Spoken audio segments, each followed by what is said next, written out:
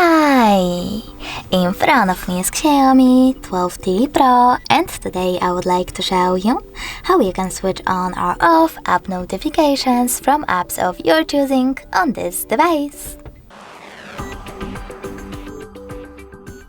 First of all, open Settings.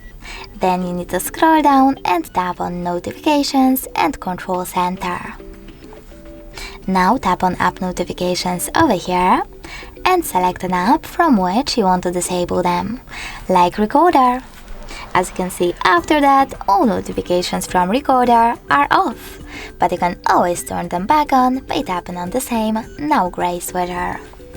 If you want to, you can always click on one of your apps over here instead and manage all notifications from here. Thanks so much for watching. If you enjoyed this video, smash that like button, comment, and definitely subscribe. Bye!